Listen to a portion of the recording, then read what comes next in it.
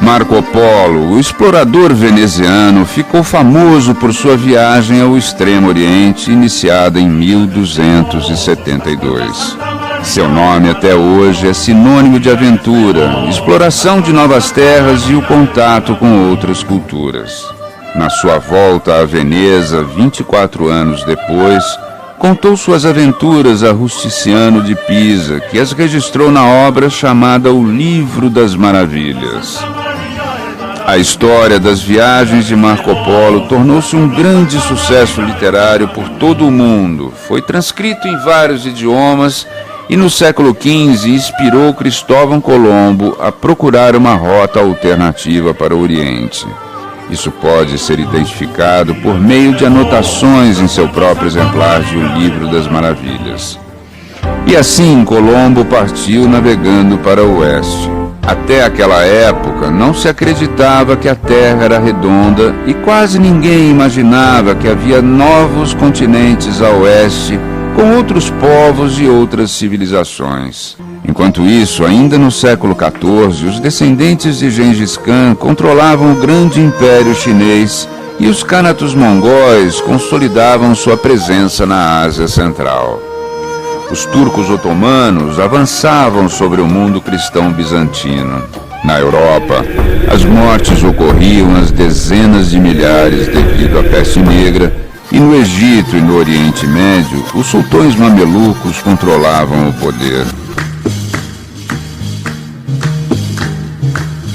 Em 1325, um ano depois da morte de Marco Polo, um jovem marroquino, cujo nome até hoje é pouco conhecido no Ocidente, iniciava sua viagem a Meca. Partindo de Marrakech, durante quase 3 décadas, estima-se que esse viajante tenha percorrido mais de 100 mil quilômetros pelo mundo islâmico, Europa Oriental, Oriente Médio e Extremo Oriente.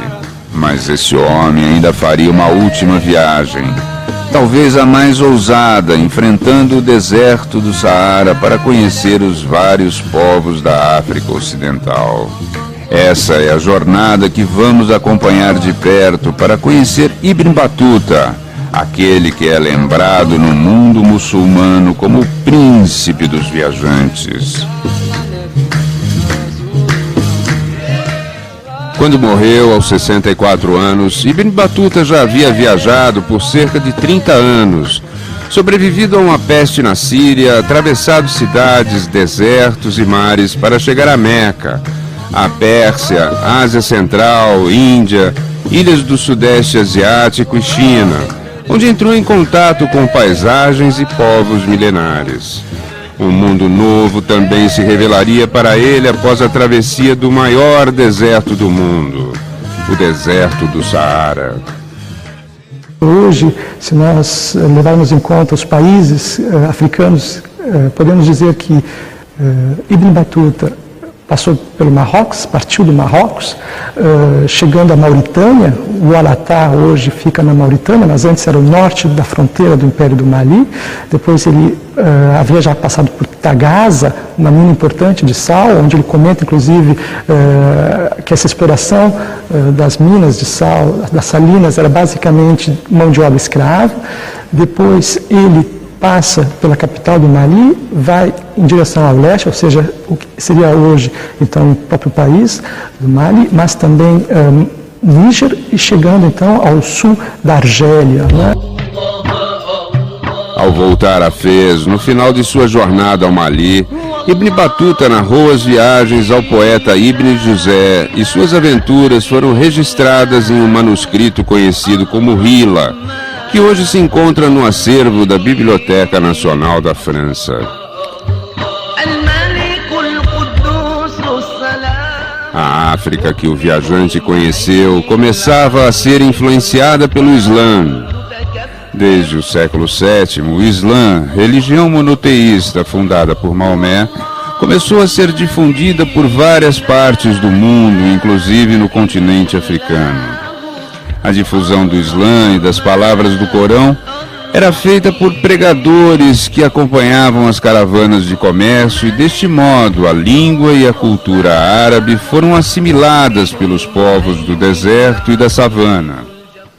Comme tout le monde le sait, il suffit d'accepter, d'admettre que Dieu est unique et que Mohammed est son messager pour adhérer pleinement à l'islam. Il n'y a pas de rite particulier. Toute personne, quelle que soit sa condition, quel que soit son sexe, il lui suffit d'admettre ces deux professions de foi pour être un musulman accompli. As 6 letras do continente África não são o bastante para descrever esse continente caracterizado pela diversidade de povos e culturas.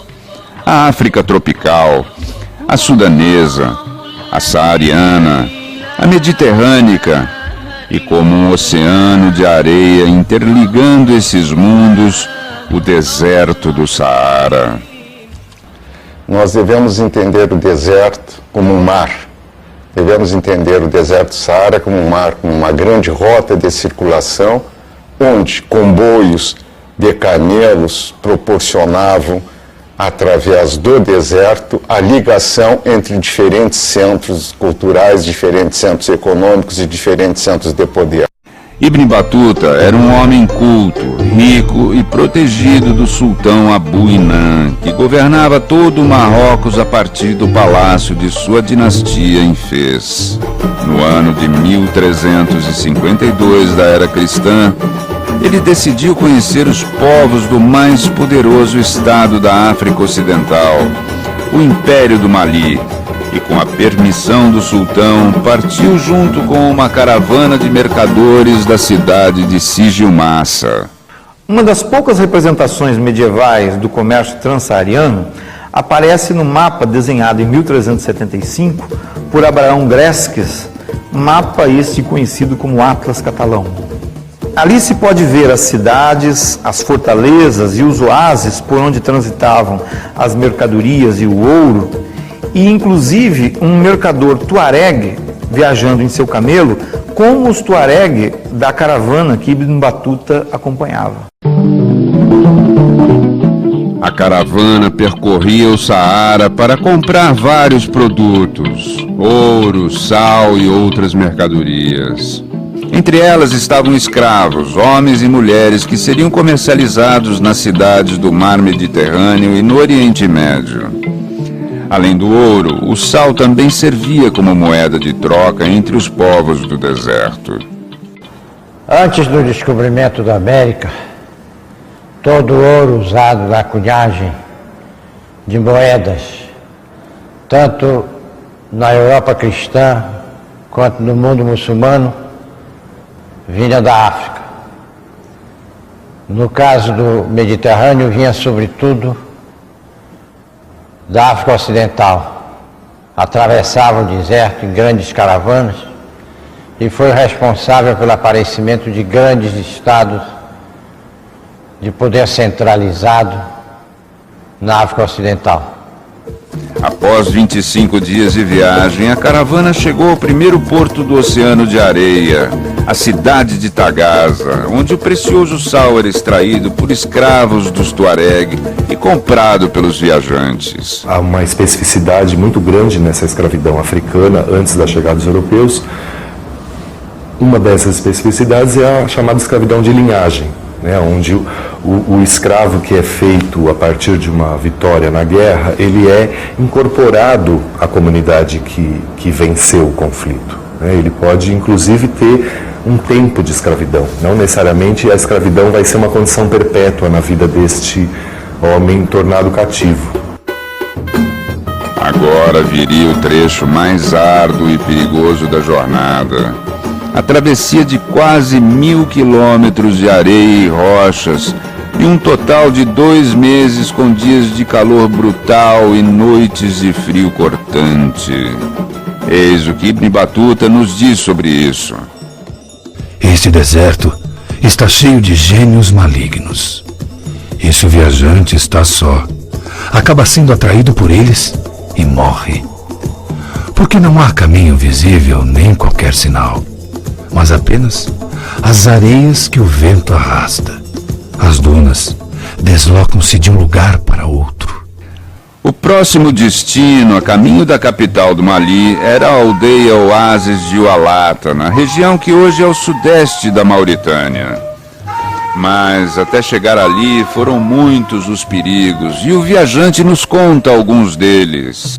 Havia entre nós um mercador que costumava caçar cobras e se divertir com elas. Certo dia, enfiou a mão no buraco e encontrou uma serpente que o picou no dedo, causando fortíssimas dores. Então o homem degolou um camelo e colocou a mão no ventre do animal morto para imunizar-se. O dedo ficou descarnado, sendo então cortado para salvá-lo da morte.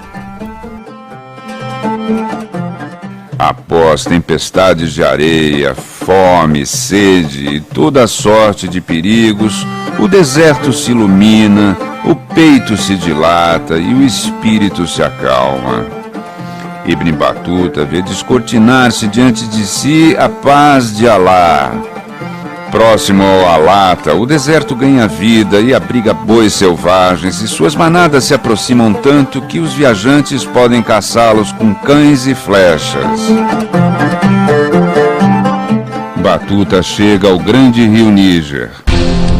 Aos seus olhos se descortina um mundo novo com a rica vegetação da savana e animais desconhecidos. Ao ver hipopótamos emergindo das águas e caminhando pela margem do rio, perguntou a um companheiro o que eram e os descreve como animais com cabeça de cavalo e patas de elefante. Como o reino de Gana que o antecedeu e o império de Songhai que o precedeu, o império de Mali teve, sobretudo, sua existência dependente do grande comércio transsaariano que ligava o norte da África praticamente à banda guineense próxima ao Golfo da Guiné. Eram caravanas de centenas de camelos que partiam dos centros mercantis da África do Norte, levando manufaturados para essa região, que eram trocados por cativos, por marfim, por ouro e outros produtos valiosíssimos, sobretudo para o comércio mediterrâneo. Completando mais um trecho de terra, onde se encanta com a beleza e o tamanho das árvores do caminho, Batuta passa por Carcajo.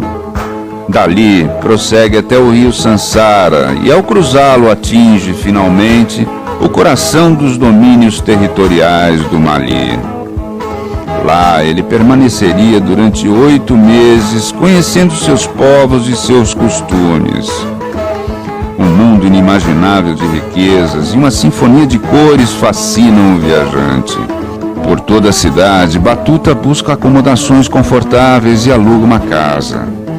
A seguir, dedica-se a conhecer a cultura local e fica impressionado com o artesanato e as finas peças esculpidas pelos artesãos do Mali em argila, madeira e metal.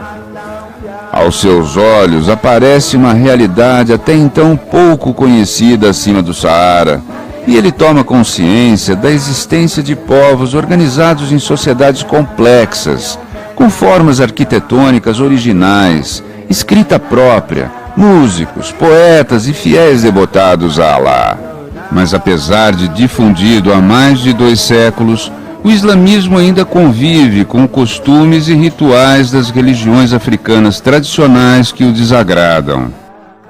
Então, à medida que Ibn Batuta viaja pelo deserto e se aproxima da África mais ao sul, há também uma viagem dentro da cabeça dele. Uma viagem que talvez ele nunca tenha sido capaz de concluir, porque até o fim parece que ele manteve um senso de choque. Ele não foi capaz de reelaborar na cabeça uma síntese nova das definições que ele trazia com as observações que ele estava a fazer a cada momento. Depois de alguns meses, graças à intervenção de amigos e autoridades, o viajante é recebido em uma audiência no palácio de Mansa Sulaiman, o mais poderoso senhor da África Ocidental. O fato é que nós temos um império de longuíssima duração. O reino do Mali vai atingir o seu apogeu aí no século XIV, XV, XVI, mas ele vai continuar até bem entrado o século XVIII, que ainda temos indícios de que o Mandi Manso, o rei do Mali, embora tenha perdido o seu poder anterior, ainda era respeitado como soberano de numerosos reinos vassalos, reis vassalos, que tinham mais poder militar do que ele próprio. Sobre a cerimônia, o próprio Batuta relata: sob a sombra de uma grande árvore, o povo reúne-se para avistar seu soberano. Músicos e poetas homenageiam o seu rei, entoando cânticos em seu louvor. Uma forte guarda armada o ladeia e protege, sempre atenta. Na linguagem comum, o mais fácil é continuar usando reinos, impérios, imperadores, reinos e assim por diante. Mas, a rigor, seria melhor falar de Mansa.